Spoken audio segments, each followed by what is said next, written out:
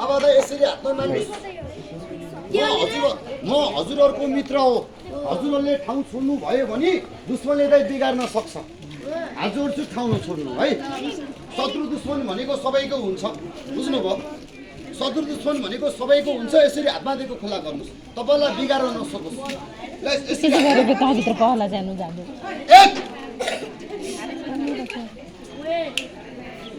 यो भाइको खुन चढाइदियो भने मलाई गाली गर्नुहुन्छ। मेरो दाइ खुन चढाइदिन्छु यो हड्डीमा।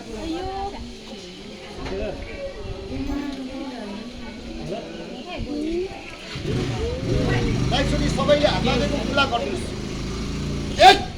हजुर हजुर एकचोटि ताली बजाइदिनुहोस् भगवानको नाममा। ताली बजाइदिनुहोस् सबैले दाइ, ताली बजाइदिनुहोस् सबैले दाइ।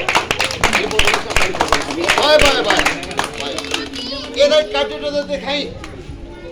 अब त भित्र काटेर देखाएर मजा आएन दाइ, अब बाहिर काटेर देखाइदिन्छु।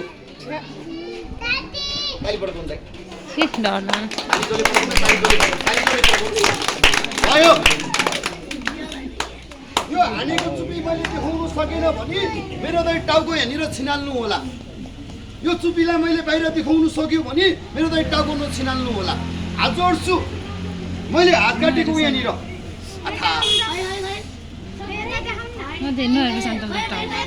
नबोला है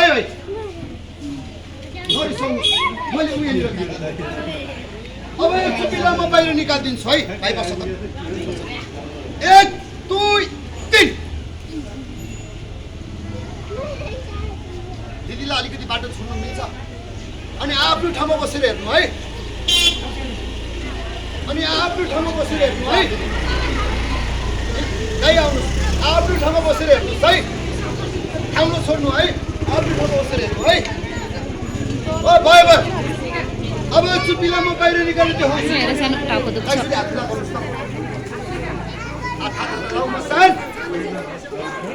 काटेको टाउमा मेटाइदेऊ, सन्चो बनाइदेऊ, आराम गराइदेऊ।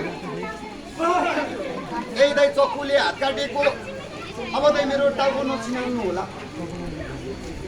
मैले यही चक्कुले हात काटेको, यो चक्कु मैले देखाएको हो दाइ हो। अब मेरो दाइ टाउको छिनाल्न मिल्दैन है।